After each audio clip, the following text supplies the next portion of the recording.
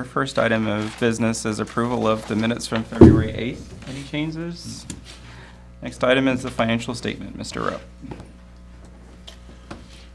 This is a report of financial summaries of revenue and expenditure for the city of Hayes, month ended January 31, 2018. Revenues in January totaled $6,154,000. That's an increase of $276,000.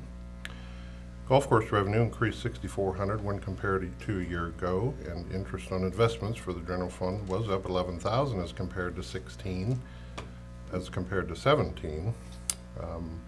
We are starting to see the benefits of interest rate increases there. Grants for the Airport Improvement Fund were off $23,000 due simply to the timing of FAA dollars received for ongoing airport projects. And court fines and public safety were down $14,600 from a year ago.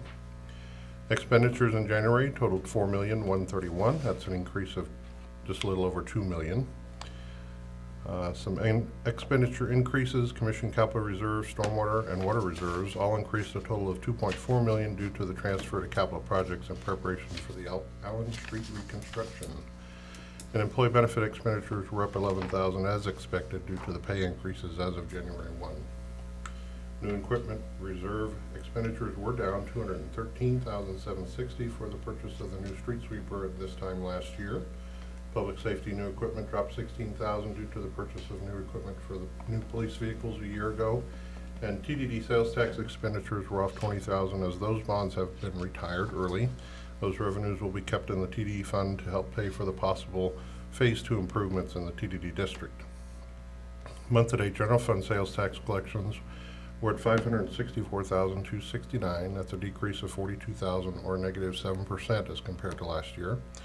The report of quarter-to-date sales tax collections by industry classification was down $59,000 or negative 3%.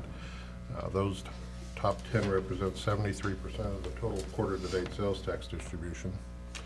And finally, the portfolio certificates of deposit on January 31, 2018 totaled $53.35 million with a weighted average interest rate of 1.26. That's up 0.49 from a year ago. Par value on the portfolio of Treasury notes is at $7,707,000 with a weighted average yield to maturity of 1.78. Total balance of the money market account on January 31, 2018 was $2 million with a current yield of 0.5%. Total investments are up $2,857,000 when compared to this time last year. I'll make a motion to approve the January 2018 financial report. Second. I have a motion by Commissioner Musil, second by Commissioner Jacobs. Any questions? If not, call for the vote. All those in favor? Aye. Aye. Opposed? Passes 4-0. Next item is citizen comments. Seeing none, move on to the consent agenda. There's some appointments for approval, and then we have 3 appointments for recommendations. Emily Buller to the Beautification Committee. She's the go to North Oak Community Church. I don't know if you guys are from that great family. Elizabeth Innes is a second term, and then our own Heather Musil for the Sister Cities Board for a second term. I move we approve the consent agenda as presented. Second. Motion by Commissioner Swaller, second by Commissioner Musil. All those in favor? Aye. Aye. Opposed? Passes 4-0. Next item is a progress report on the wastewater treatment facility.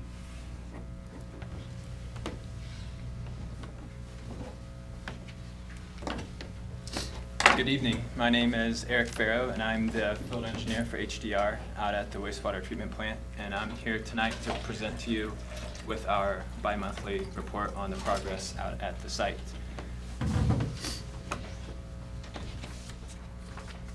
First up is the status report, so we can run through the numbers. As a reminder, we issued the notice to proceed back in May of last year. So pretty soon we'll be coming up on that year mark as we present every 2 months.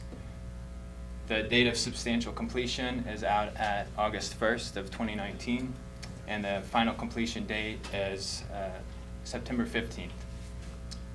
Currently, the contractor the design builder has presented a schedule where they're roughly 30 days ahead of the schedule. So although we're presenting the 570 days here to the date of final completion, we're a little bit ahead of that. I will make the comment, being that it is February, towards the end of February, January was a particularly cold month in Hayes, and productivity just falls simply due to the elements. But they have remained productive out at the site, pouring concrete throughout. So I'll show you some photos of that in a moment.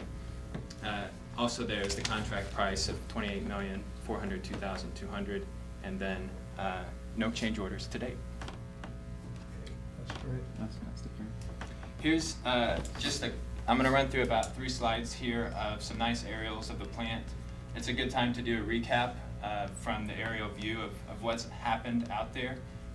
The site's definitely changed since the last time you were out there. I can assure you of that. Maybe you've driven by recently and seen some of the progress. But here we are back in July of last summer.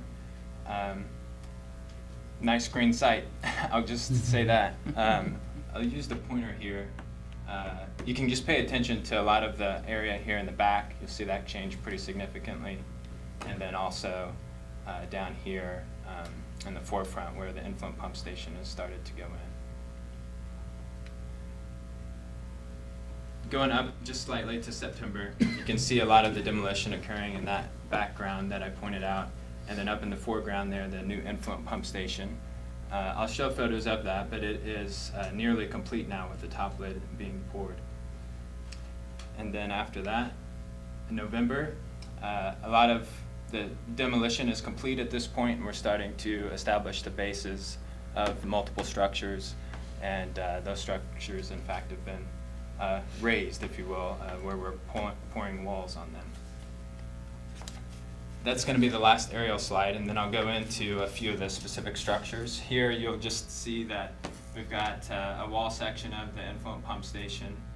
So what you're looking at is something that is 35 feet into the ground there, so it's pretty neat. They're compacting on one of the photos and then getting everything set up for the top slab in the other one there.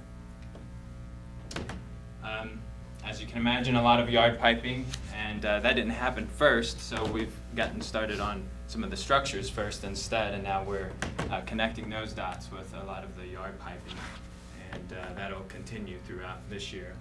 What you see right here is one of the larger main lines that will run from the headworks to the aeration basin. How big is that pipe? What's the diameter? Here we're looking at a 24-inch diameter pipe, and that's PVC pipe, or a plastic type pipe that will serve us well in what is a corrosive environment.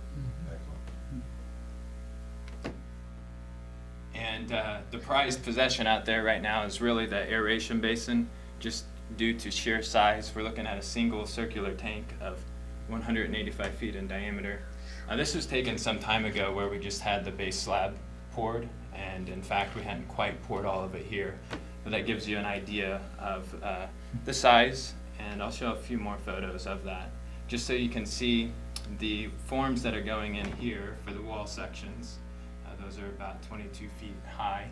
So you take the 185 feet diameter and you raise it 22 feet high, and it's pretty significant. And my favorite photo is this panorama view. I'm basically taking a photo there to show you the full extent with my back at one of the walls there. So we're currently working our way counterclockwise, around the basin, sort of like this. And on next week, we'll be pouring the 7th of 10 sections there. So pretty soon this will be closed up. It's fair to say within the next month. Next up are some of the other still large tanks. We have final clarifier number 1 here. Purpose of this photo is really just to show the base slab and what goes into that. You have the aggregate, the steel, and everything before you get to the concrete.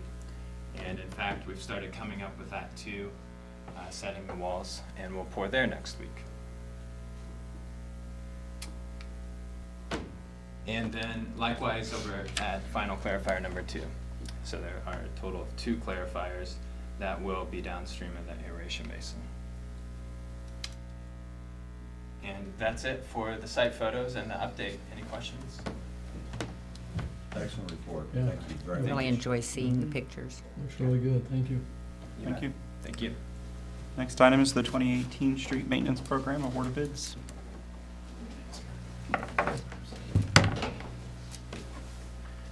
Good evening, Commissioners. My name is John Brown. I'm the project manager for the City of Hayes, and I'm here to present to you the bids for 2018 street maintenance. As presented back in November, the city had budgeted just a little over $1.1 million for contracted work, which is basically composed of state gas tax, transfers from the general fund, and cash carryover. On January 23rd, we received bids from 10 contractors on 5 different projects that are shown on this map. That includes chip seal, seal coat, microsurfacing, diamond grinding, curb and brick repair, and replacing the intersections are combined into one project. I'll kind of go over the different projects for your benefit. Seal coat is an oil-based sealer used on asphalt streets that are in fair or good condition. The low bid for seal coat is Circle C Paving of Goddard, Kansas. They've done this work before in Hayes and done well. About $37,000 of the $11,000 contract is for pavement marking. So the seal coat equates to about $1.19 per square yard. And the contractor indicated that they would be starting possibly as soon as April or May, depending on the weather. Microsurfacing is a quick setting, hard asphalt slurry that restores the driving surface. It performs better than seal coat on higher traffic areas. In 2016, microsurfacing was used to restore the driving surface and prolong the life of several concrete streets that had rough surfaces. This is what those same streets look like today, so we're very happy with how the microsurfacing has performed over concrete streets. And so in 2018, we bid some microsurfacing to do some more rough concrete streets, such as 29th Street, shown here by Hayes Middle School. This map shows all of the streets proposed for microsurfacing this summer. That would be over concrete as well as some asphalt streets. The low bidder for microsurfacing is Vance Brothers out of Kansas City, Missouri. They've done microsurfacing in Hayes before as well. Whereas seal coat, I talked about previously, is relatively inexpensive at $1.19 per square yard. Microsurfacing costs a little bit more. It equates out to about $6.50 per square yard. There's also some pavement marking on this project too, which amounts to about $45,000 of that $400,000 project.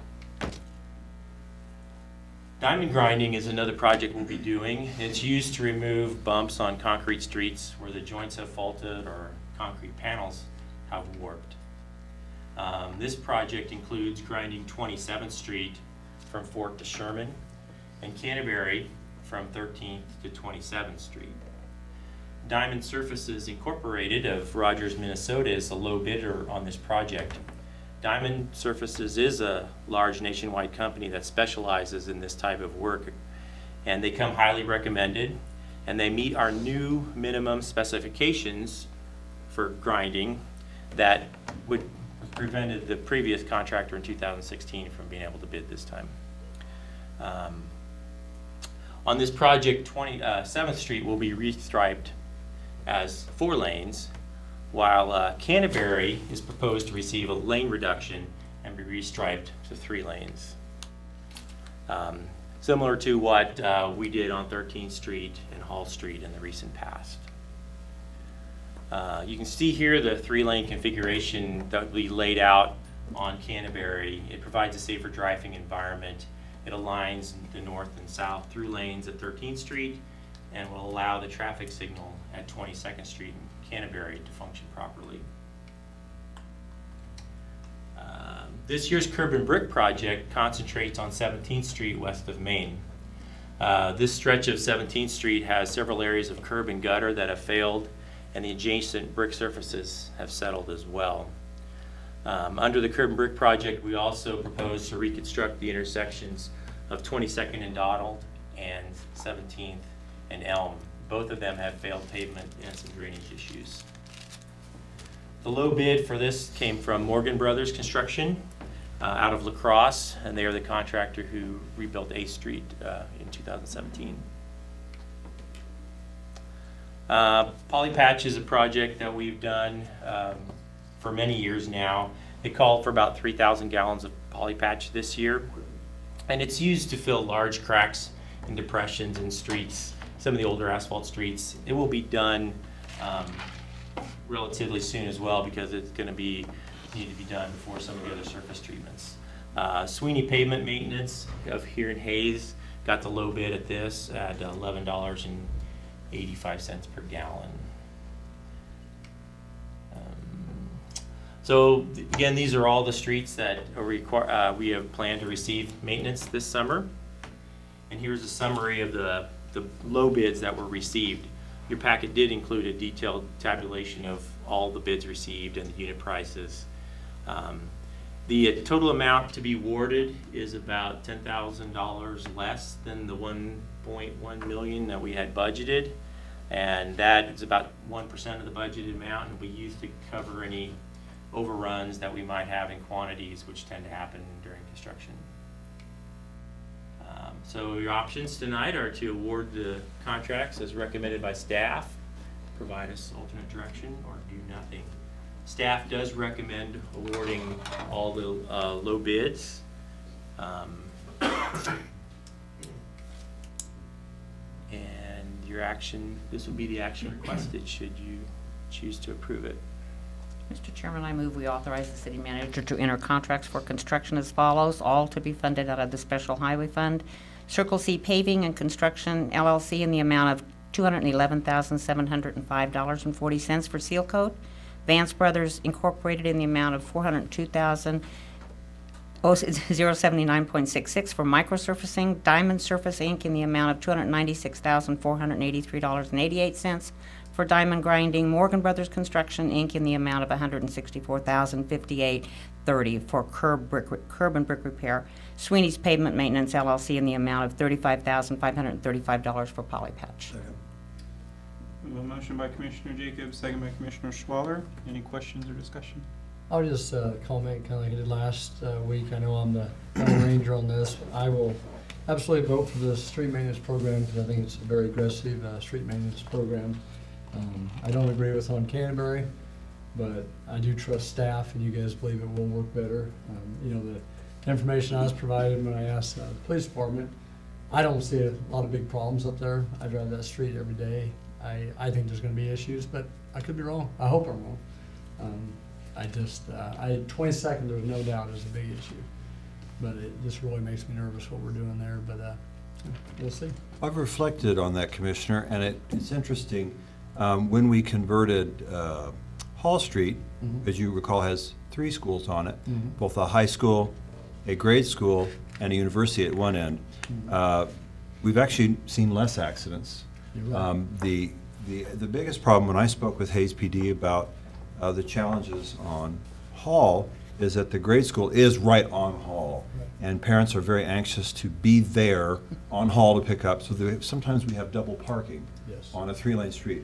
I don't think we're going to have those problems. And I have the pleasure of leaving, going to work when the TMP students are coming in. They're excellent drivers, and I know that Hayes High can be just as good. So I'm not as concerned as you are, but I do appreciate that. And I think there is reason for concern, but I think it will work out well. Well, in my, every day, my kids, isn't able to drive yet until next year, but I see those kids go in and out, and holy cow. I do too. But maybe this will make it safer. Yeah, it's just like when you let them out, it's like, wow, they're out and they're crazy. It should slow them down. Yeah, which I hope it's true, and like I said, I'm excited for it, but just makes me nervous. But we'll see. That was my comment about, I do appreciate your concern, but I think from my perspective, I think it will slow it down. I was very connected when they did the Hall Street, because I travel that thing all the time. And it really has worked very well, except for a couple little short minutes during the day when it gets really stuffed up. Yep. But otherwise, the traffic flows really nicely. And one area that is particularly is where it can turn off of Hall going north onto 27th Street. Or go forward. And that, when you first look at that intersection, you kind of look twice. And I do have to teach my husband, because he doesn't drive it that often, but I think it works very well. Well, and I will acknowledge, when there's issues, whether it's Hall Street or Canterbury or 13th, it's literally for minutes out of the day. Yeah, or rush minute. Yeah, so it's, we'll see. Mr. Brown, and I asked this question last week, as we go forward, how are we prioritizing future projects? I know we're going to discuss that later this year, but what's our process?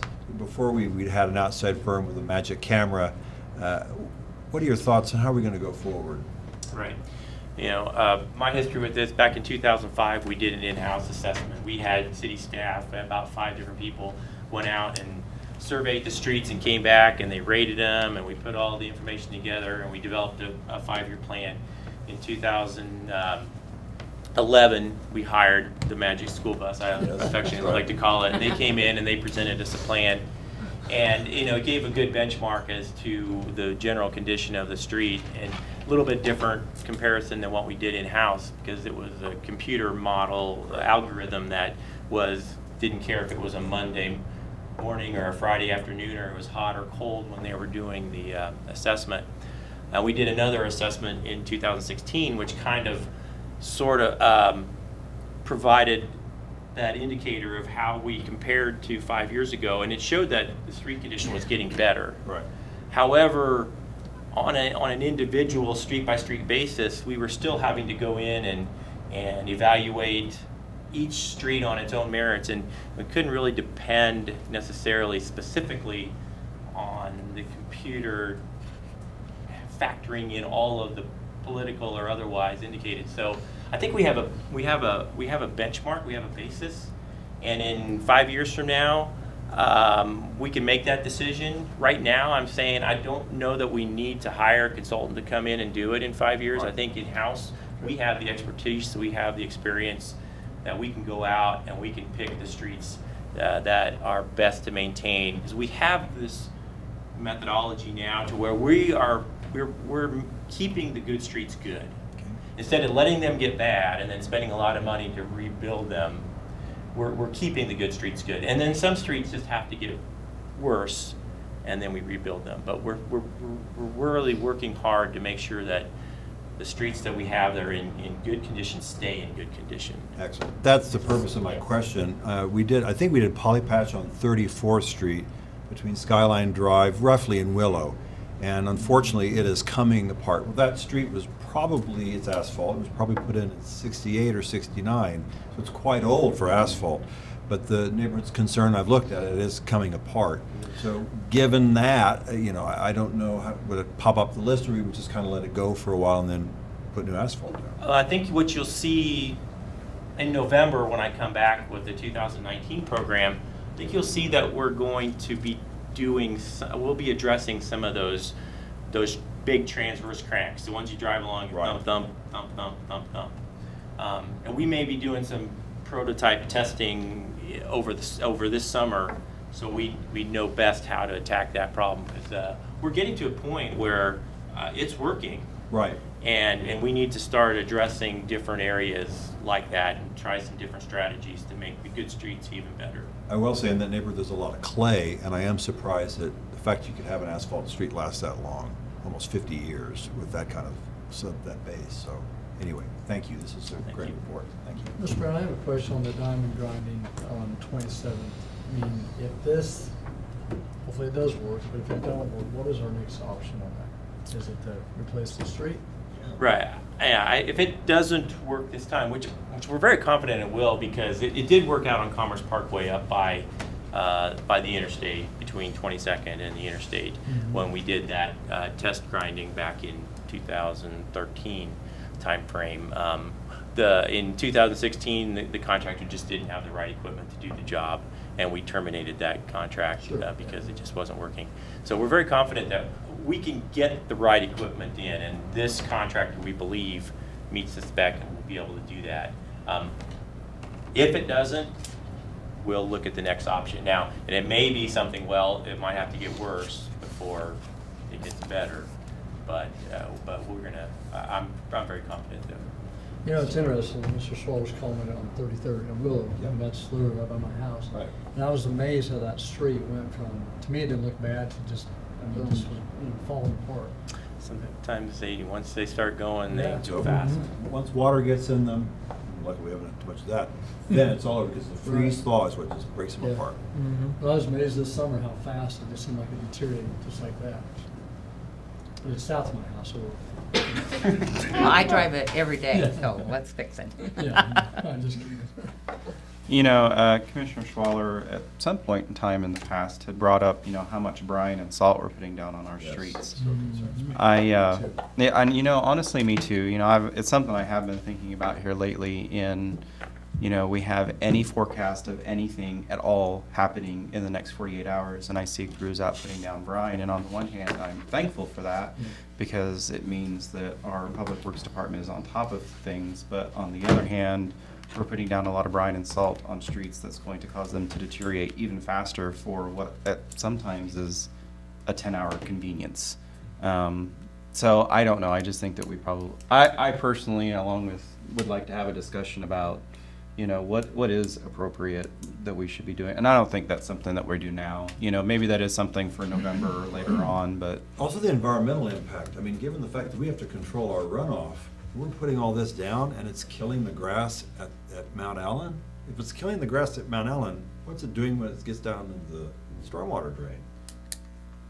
We Yeah. can put together some information and bring it back for We'd like discussion if that, you like. whenever you have a chance. yeah, I don't think it's something that's super urgent. It's just, I don't know, just some of the events that we've had this winter, you know, I don't know, I got to work and had some people, you know, it was 45th, so it was a secondary clearing, but they said, no, the crews haven't been up here clearing. Well, I mean, it had only started snowing at like 6.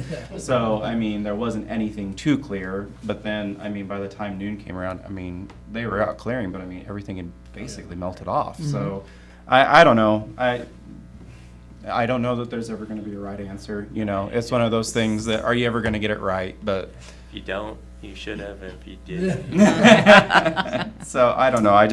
This makes me think about that. And I was wondering though, if you can go back and can you talk a little bit more, or at least go through maybe in a little more detail, Canterbury and 22nd, and explain why that stoplight doesn't operate correctly and it can't operate correctly right now. Because I've had a lot of people make the comment to me, you know, oh, that stoplight has never worked right since it was installed. If you're going south on Canterbury, the left turn light doesn't work. And I don't think that people have stopped to think about how everything is situated and why that left turn lane was never turned on purpose. right? Yes. That's a good point. The how and the why of the way the traffic signal light got to be the way it was is still a bit of a mystery in terms of going back and looking at the engineering and the design that was done on that. But it was readily apparent shortly after the light was installed that the configuration was with the dog houses. We call those the 5-headed signals, the dog houses with the red and the 2 arrows and the yellow and the green, that in order to get green arrows from both directions at the same time, you can't have the 2 lanes going through. And so we talked about at various times, reducing it down to 1 lane in each direction at that intersection and the left turn lanes to allow us to do that. What we opted to do based upon consensus of staff and management as such was to only give the green arrow westbound and not, because that's where the majority of the turns were going. Yeah.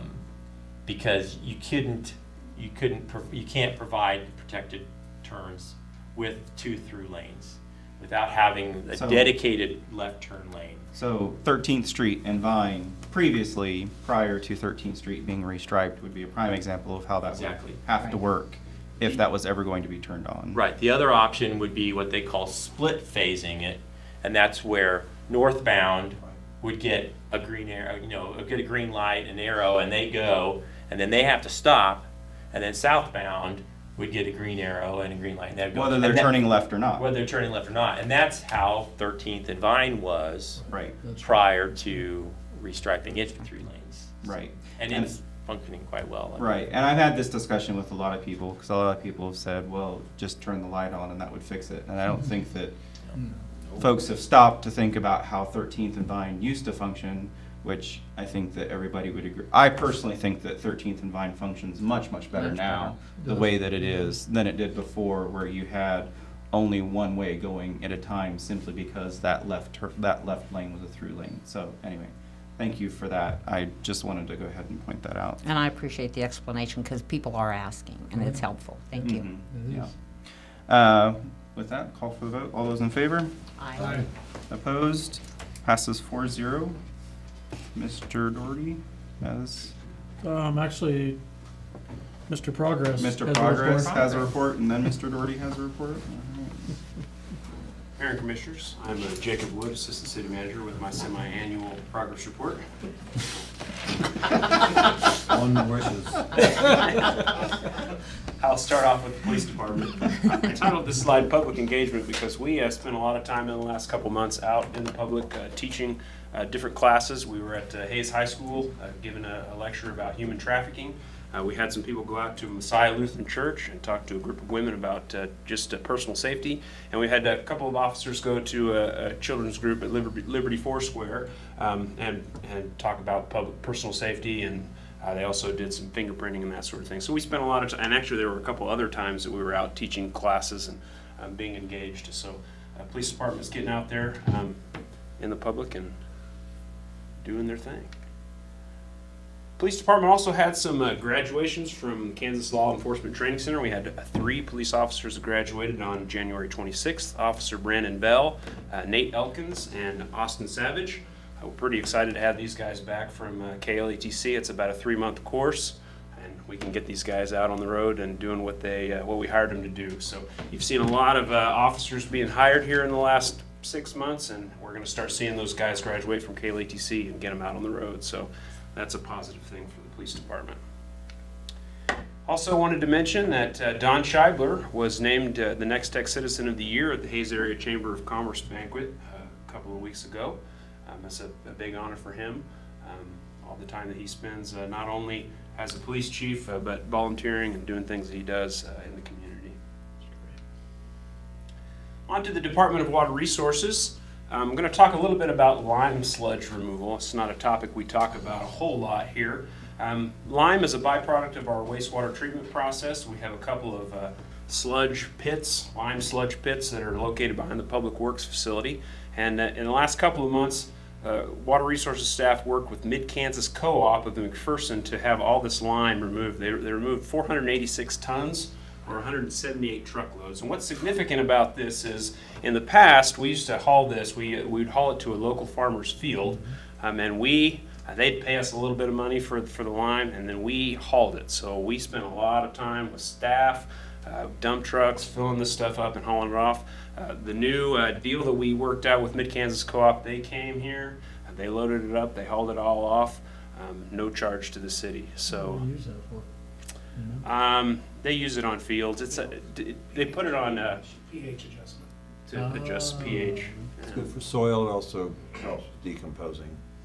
So this is a pretty good deal for us, as we don't have to haul anything, Oh, that's and it's free of charge for us to do that. So it's hopefully we can continue this relationship with Mid-Kansas Co-op in the future and not have to haul it ourselves.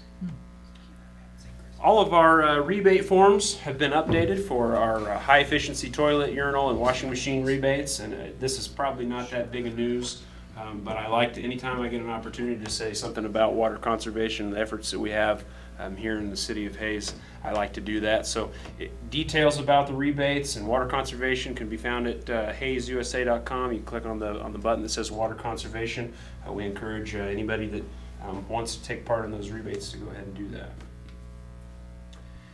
You may have noticed over the last couple of months there's been a lot of water leaks in the city of Hayes. In the last, we've had 17 breaks in 2017, which is actually down from 2016 where we had 32 breaks, and we've had 9 in 2018 already. So we had 17 breaks, but a lot of those took place right at the end of the year.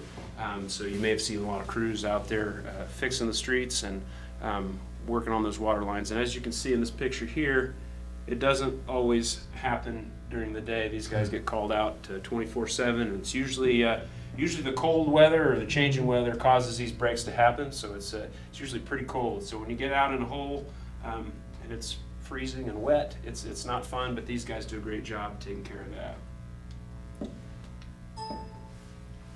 And I will move on to the Public Works Department. These guys also deal with water main breaks. So anytime we have to dig up the street, these guys come back in and fix it. So I don't want to leave them out. They're part of the crew that fixes those as They're not well. in the hole with the cold water when it's. They're not. They still I like them count. fixing the road, but They still the count. heroes are the ones in the trench. And we had a little conversation about street lights or street signals a couple of minutes ago. I just wanted to mention at 22nd in Vine, we reconfigured the street signal there so that now you are allowed to do a permissive and a protected left turn. It used to be just a protected left turn there. So now if the light's green, you can turn left, whereas before you couldn't do that. So that has helped the flow of traffic on 22nd and Vine. I'm up to 4 minutes. 4 minutes. Is that time saved? Every time I go through and I don't have to wait for another cycle, I count at 30 seconds. I'm up to 4 minutes. The Public Works Department got a new asphalt hot box, which is it's a piece of equipment they put in the back of the truck that keeps the asphalt warm. So when they're out fixing potholes, it helps them to be a little bit more efficient. So if you have a pothole or you see one, give us a call. We'll get these guys out to get it filled. On to information technology. The last couple of months, we've had a lot of work going on here at City Hall with the new cabling for a new phone system that was installed. And the PC guys tell us that we're connected at roughly 8 times faster now than we were before. So you should see a lot more productivity from the folks that work here at City Hall in the coming future. The IT does a great job. Throwing out a taking care of us. softball, nobody's picking up. Yeah, no, it's duly noted. We'll move on to the Parks Department. At West Frontier, we had some upgrades to the disc golf course. We put some new baskets in there. This project improves the overall function of the golf course. The new baskets are they're certified. I don't know all the ins and outs of disc golf, but we should be able to bring in different kinds of tournaments now with these new baskets. And here's a before and after. This is Oh, that's great. the old baskets compared to the new ones. Do you know how many I think tournaments? there's more chains on the new ones. I'm not sure about that.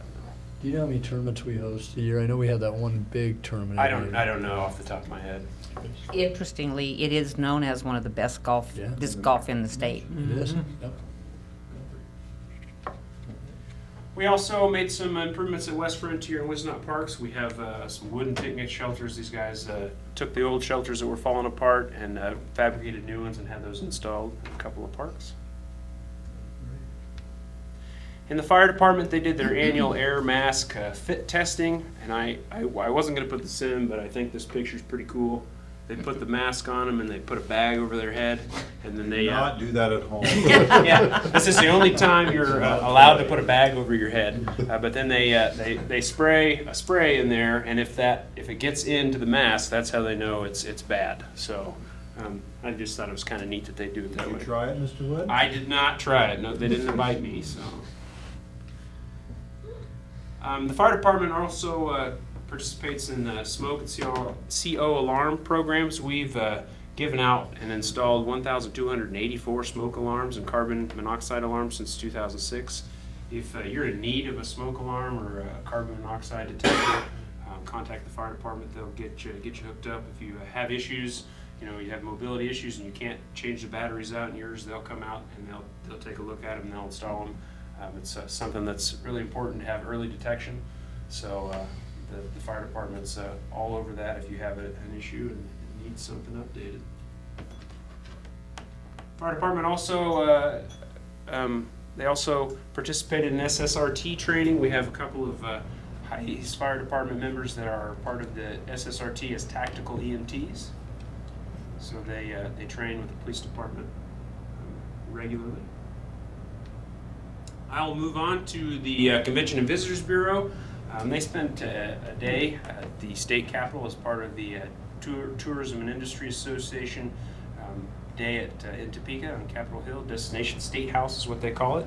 And CVB members also participated in an event that was sports themed. It was a reception for legislators. You can see that Victor E. was also in the crowd. Was that when Eber did his Yeah, interview with Yeah. the, that was that was pretty great. funny. Yeah. The Convention and Visitors Bureau also helped out last week with the sponsorship of a basketball game. It was actually the Hayes Regional Airport that sponsored the basketball game, but it was a collaboration between CVB, Public Works staff, airport staff, and also the Airport Advisory Board. We had a couple of city commissioners there. They were recognized at halftime of one of the games. The city commissioners, airport staff, and the advisory board were all recognized as And part of my that process. contestant won, by the way. And a couple of upcoming events that will happen here in the next month. We have state wrestling, that's actually going to be this weekend. State basketball will happen in March, and then we have Special Olympics. And if you need more information about the events and stuff going on in Hayes, you can go to the CVB's website at visithays.com. And that is all I have. Good one. Good report. All right, I have two quick things. One, as you may know, part of the change application process for the R9 requires that the draft master order for the change application be submitted to Groundwater Management District Number 5. This is by regulation. And then they have an opportunity to review and offer comment on the proposed changes to the water rights. There is also a public meeting that is held in order to gather information. When we first started this process, Groundwater Management District Number 5 indicated that due to the complexity and the size of what we were up to, they wanted extra time to review. The chief engineer stated that it was his intent to give them about 60 days, the opportunity maybe to have 2 meetings to offer feedback. Knowing that the biggest issue they're going to want to review to make sure everything has been done according to Hoyle is the modeling that we undertook. The chief engineer has formally shared the results of the modeling report with Groundwater Management District Number 5 and WaterPack, and is basically telling them, please review this and be prepared to offer comment on it. He does indicate in this letter that it is his intent to hold a public meeting 30 days after the master order is presented in Groundwater Management District Number 5. So just want to make sure you guys had a copy of this. This is, again, more progress moving forward. The other thing is, I received contact from a person that wished to remain anonymous. Their mother had gone to school at the Fort Hays Normal School back in the 20s, passed away, and they were cleaning out her documents, and they found a 1925 annual report of the city of Hays in mint condition, and so I had Marvin Rack replicate it. Oh my gosh. And so I've provided copies to you guys. It's quite interesting. This was before the days where they had detailed budgets and a lot of the meetings, weren't televised. And so, this was a way to, again, tell the people what they were doing and what the budget looked like. And it's a very interesting document. There's some copies for the press here too. But I had several copies printed up if you guys want more than one. I had some for the department heads too. But it's quite interesting what they were doing back in 1925. It's so interesting Wow. that you brought this forward now. It's really interesting, and I'm happy to receive it. But my husband's uncle was the administrator of the hospital long years ago, and we found documents like this Yes. from the hospital. And to look at how they completed financial documents Mm-hmm. at that time and the simplicity compared to today Yeah. is really interesting. Oh. Thank you very much. Well, the Great White Way. Look at that. Yeah. The new Mhm. TMP, the new Oh, yeah. pamphlet. If you look at that. That's cool. Huh. Very Give the nice. money for that. I'll just share it. Thank all. you. Wow. You're welcome. Thank you, That Toby. was all I had. That's great. Commissioner Jacobs? I just wanted to take another opportunity. We had a number of people apply again for committees in the city and commissions, and I want to thank the public for all their volunteer time in that. The, Commissioner or Mayor Meyer and I were at the Planning Commission meeting the other night, and it just reminds me of the time that people give to this community. But the other interesting thing that came at the Planning Commission the other night, which is near and dear to my heart, Curtis Dinas gave a brief report on a comprehensive plan and did a brief review. And the interesting part of that was that 38% of that 20-year plan has been touched in the last 4 years. And I thought that was really interesting. So I get it out, and I'm always looking at it. So I really appreciated that information, and I think that's really good. That's it. Thank you. I wanted to touch on something. This is kind of a hot subject nationwide, but we had the incident at Hayes High a couple weeks ago, and I'm on social media probably more than any of us in here, and I see people, I guess, bad-mouthing USC 49 for what they didn't know and stuff. And I actually want to do the opposite and applaud the Hayes PD and the USC 49, how they may not let everybody know exactly what was going on right away, but how the situation was taken care of right away. And, there wasn't an incident, and I've talked to some of the officials, and yes, they said that there's things that we learned that we should do better and we will do better next time. But I just think today where, there's so much tragedy happening that, something could have been bad, and yes, people didn't know the day or the 2 days after it happened, but they really did a good job of taking care of the situation. And, it is America, and everybody has a right to, I guess, go through the, what do you call it, not inspection, but just, be tried and everything without being guilty. And it just amazes me how people just go off their rocker and just were pissed off because they don't know all the details. And, this is a big deal, and this is a 15-year-old kid you're dealing with. And, nothing happened, thank God. And my kid actually sits right behind the kid that was arrested. And, so that kind of, it sets home. But I also feel really comfortable that we in our community did what was right. We may not know in the, papers or on Facebook, but they took care of it. And I'm very proud of, to live in a community that did something like that. Okay. Well, to add on, if I may, to Commissioner Musil, it's a partnership, really. The Hayes Police Department works with, in this case, the school district, as well as the county attorney. And we do not take the lead. We let them work out certain aspects of it. And so we rely on them to do certain things. And that's why we are hesitant to come forward and say, well, this young man's in custody and so forth. So we wait for the others to take the lead on informing the public. It's not that there's anything to hide, but again, as Commissioner Musil pointed out, with a minor, you're not going to release that person's name. But the situation was well under control because we have very qualified people. There's more that can be done about that going forward, and we will talk about that. But thank you for bringing that up. Absolutely. Appreciate it. Yeah, thanks for all the good comments tonight. I guess I'm not going to report anything that you all don't know, but I did want to give a small report that Toby and I did take a trip to the State House last week on Tuesday, and we met with Representative Phelps, and then also went over, you guys are aware that the city employs a lobbying group for the specific purpose of water exploration, and now the specific purpose of walking through the bureaucracy of getting the R9 and change applications pushed through. And we had a good meeting with a representative from Governor Collier's office, and came over and was there for longer than an hour. I felt like he asked really good questions. I felt like the entire meeting was extremely positive. And as you guys saw in the email, I wanted to be sure that I pointed out to him that it wasn't lost on, I think, any of us that the governor sent somebody over from his office for a 1+ hour meeting on the day that he was announcing his lieutenant governor pick.